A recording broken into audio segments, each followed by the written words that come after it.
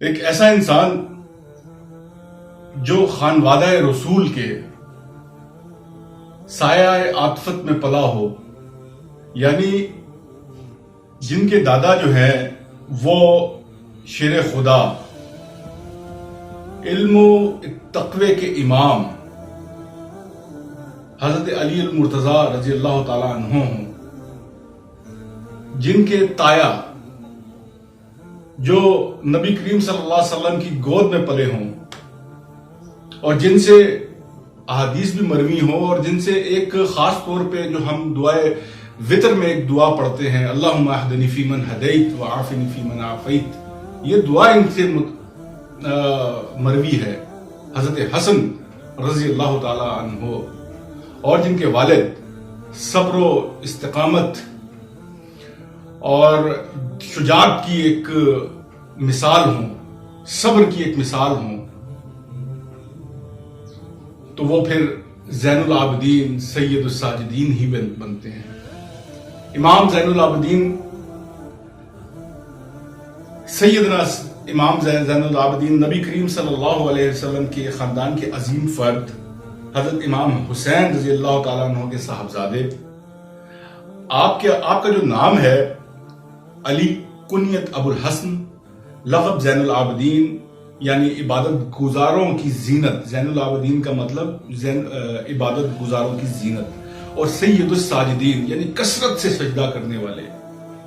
آپ مدینہ منورہ میں 38 ہجری میں 38 ہجری میں پیدا ہوئے۔ آپ کا شمار جو ہے وہ تابعین میں ہوتا ہے۔ آپ نے 2 سال اپنے دادا سید علی مرتضیٰ رضی اللہ تعالیٰ عنہ اور 10 سال اپنے چچا حضرت امام حسن اور 23 سال اپنے والد حضرت امام حسین کے تربیت میں گزارے، اور ان سے مختلف علوم حاصل کیے۔ ظاہر ہے کن شخصیات کے سایہ عاطفت میں، جیسے میں نے شروع میں ذکر کیا کہ جو شخص جس کی تربیت ہی ایسی ہستیوں کے درمیان میں ہو رہی ہو، تو اس کی تو کیا ہی بات ہوگی، اور وہ پھر سید الساجدین ہی بنتے ہیں۔ اللہ اکبر کبیرہ۔ امام زین العابدین کی جو عبادت و تقوی میں بڑی شہرت تھی، اسی بنا پر انہیں زین العابدین کہا جاتا تھا۔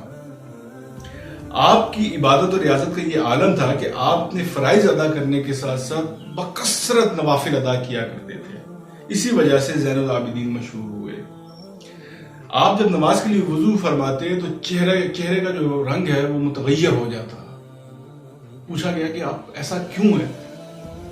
تو وہ جواب دیتے خشیت الہی سے، کہ میں جس کے دربار میں جا رہا ہوں، جس ہستی کے دربار میں جا رہا ہوں، تو وہاں پہ مطلب ان کے اللہ کے خوف سے آپ جو ہے وہ ڈر جاتے۔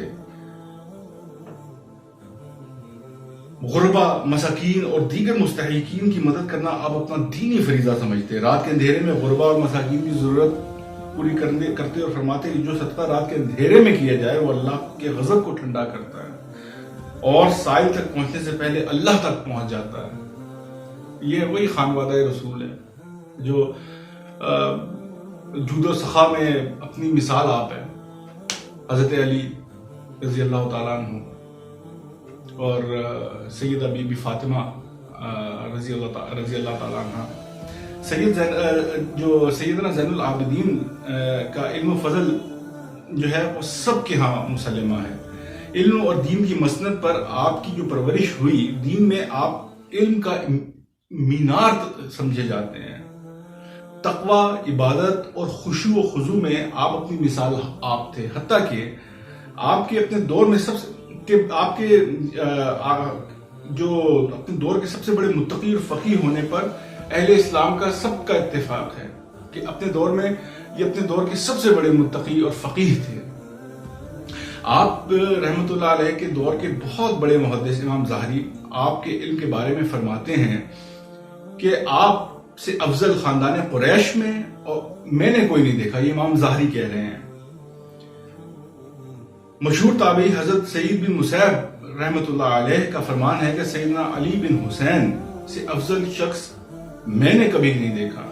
امام مالک رحمت اللہ علیہ فرماتے ہیں کہ خانوادہ رسول میں علی بن حسین رحمت اللہ علیہ جیسا قدر و منزلت والا کوئی نہیں۔ امام شافعی نے انہیں مدینہ منورہ کا نامور فقیہ قرار دیا۔ یہ اس مبارک دور کی بات ہے جب مدینہ منورہ میں نامور صحابہ کرام اور معروف تابعین بھی موجود تھے۔ مدینہ منورہ میں آپ سے قرآن کی تفسیر، احادیث نبویہ کی روایت اور شریعت کے حلال اور حرام کا علم حاصل کرنے والوں میں آپ کے فرزند محمد باقر اور ان کے علاوہ زہری، عمرو بن دینار، حشام بن عروہ، یحییٰ بن سعید جیسے اہل علم شامل ہیں۔ یہ سب آپ کی شاگردوں میں سے ہیں جنہوں نے آپ سے ذانو تلمذ طے کیا۔ ابو سلمہ اور امام طاؤس وغیرہ نے آپ سے احادیث بھی روایت کی ہیں۔ ظاہر 58 ہجری میں آپ 38 ہجری میں آپ پیدا ہو رہے ہیں، تو اتنی مطلب بالکل یہ صحابہ کرام کا دور ہے کہ جس میں صحابہ کرام بھی حیات ہیں اور بڑے بڑے جید اور بھی صحابہ کرام ہیں اور تابعین بھی ہیں، تو انہی کی معیت میں یا انہی سے علم حاصل انہی سے وہ جو احادیث آپ نے سنی وہ آپ نے آگے بیان بھی کی۔ حج کے موقع پر جب حشام بن عبد الملک جو اس وقت حاکم وقت تھا، اس نے حضرت امام زین العابدین کو پہچاننے سے انکار کیا، تو مشہور عرب شاعر فرزت نے آپ کی حضرت امام زین العابدین میں جو قصیدہ پڑھا وہ بھی بڑا تاریخوں میں آتا ہے۔ اس کا مختصر آپ کو چند اس کا جملے پیش کر دیتا ہوں۔ یہ ہیں وہ جنہیں مکہ کی سرزمین کی ان کے قدموں کے نشانات سے پہچانتی ہے۔ اللہ کا گھر یعنی خانہ کعبہ اور مکہ سے باہر کی سرزمین اور حرم ان کو پہچانتا ہے۔ یہ بہترین بندگان خدا کے فرزند ہیں، یہ پرہیزگار، پاک و پاکیزہ اور ہدایت کا پرچم ہے۔ یقیناً حضرت امام جعفر صادق سے مروی ہے کہ واقعہ کربلا کے بعد حضرت امام زین العابدین کی ہمیشہ یہ حالت رہی کہ آپ دن کو روزہ رکھتے اور رات کو اللہ تعالیٰ کی عبادت میں گزار دیتے۔ افطار کے وقت جب کھانا آتا اور پانی سامنے آتا تو آپ فرماتے میرے باپ اور میرے بھائی بھوکے پیاسے شہید ہوئے، افسوس یہ کھانا اور پانی ان کو نہ ملا، اور رونے لگتے، یہاں تک کہ بمشکل چند لقمے کھاتے اور چند گھونٹ پانی پیا کرتے۔ واقعہ کربلا میں یعنی جب سانحہ کربلا ہوا تو 61 ہجری میں آپ کی عمر جو تھی 23 سال تھی۔ آپ بالکل ینگ کڑیے جوان تھے اور اس وقت آپ بیمار تھے، اور واقعہ کربلا میں بچ جانے والے افراد میں آپ میں سے جو واقعہ کربلا میں جو لوگ بچ گئے تھے ان میں سے آپ تھے۔ آپ کے خاندان کے دیگر افراد کے ساتھ دمشق میں اموی حکمران یزید کے سامنے لایا گیا۔ کوفہ اور شام میں آپ رحمت اللہ علیہ نے اسلام کی حقانیت اور ظلم و عدل کے موضوع پر کئی خطبات دیے جو اپنا ایک علمی اور خاص روحانی مقام رکھتے ہیں۔ معروف سیرت نگار ابن سعد طبقات میں لکھتے ہیں کہ مسلسل بیمار رہنے کے باوجود سیدنا علی بن حسین زین العابدین میدان کربلا میں موجود تھے۔ 10 محرم کو نماز ظہر پر سیدنا حسین بن علی نے ان سے آخری ملاقات کی اور ان کو اپنی انگوٹھی سونپی، خاص نصیحتیں کی، لیکن بیماری کی شدت کی بنا پر وہ لڑائی میں شرکت نہ کر سکے۔ امام زین العابدین کی جو کتب ہیں ان میں صحیفہ سجادیہ کے نام سے دعاؤں پر مشتمل ایک بہت مشہور کتاب ہے جو اہل تشیع میں حضرت علی کی معروف کتاب جو ہے نہج البلاغہ، اس کے بعد دوسری مشہور ترین اور اہم ترین کتاب ہے۔ نامور مصری مفسر امام طنطاوی لکھتے ہیں کہ میں نے جب سے اس کتاب میں ذکر و مناجات پڑھے ہیں تو مجھے یوں محسوس ہوتا ہے کہ یہ مخلوق کے عام کے کلام سے بالائے خاص جذب و کیف کی کیفیت میں کیے گئے اذکار ہیں۔ امام زین العابدین کی ایک اور تصنیف رسالۃ الحقوق بھی ہے، جس میں اللہ تعالیٰ کے حقوق کے علاوہ انسان کے اپنے اوپر حقوق، کان، آنکھ، ناک، زبان وغیرہ کے اعضاء کے حقوق کا ذکر کیا گیا ہے۔ اس کتاب میں غیر مسلموں کے حقوق کا بھی ذکر ہے۔ آپ سے بہت سارے اقوال زرعی بھی آپ کے مشہور ہیں، جو منسوب ہے آپ نے جو اقوال زرعی آپ نے کہے ہیں۔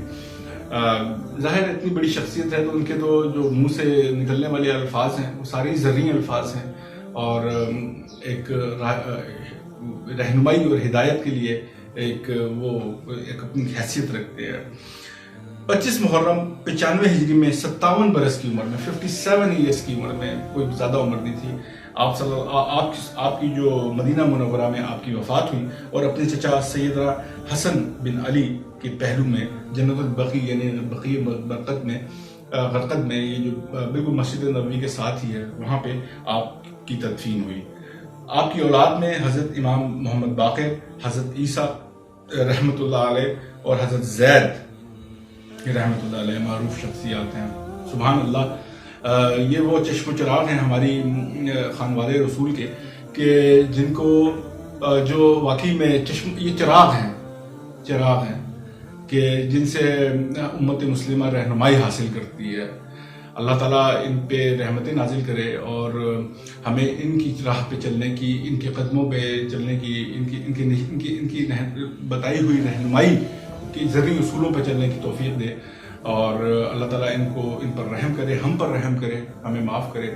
یہی تھی آج کی ویڈیو. اگر پسند آئے تو لائک، شیئر اور سبسکرائب کیجیے گا. کوئی کوشچن ہو تو پلیز کمنٹ باکس میں پوچھیے گا. میں نے مختصراً حضرت زین العابدین کی یہ ایک باٹم لائن آپ کی زندگی کا مختصر حالات بتائے ہیں. اگر کوئی سوال ہو تو کمنٹ باکس میں ضرور پوچھیے گا. ملتے ہیں اگلی ویڈیو میں. السلام علیکم ورحمۃ اللہ وبرکاتہ.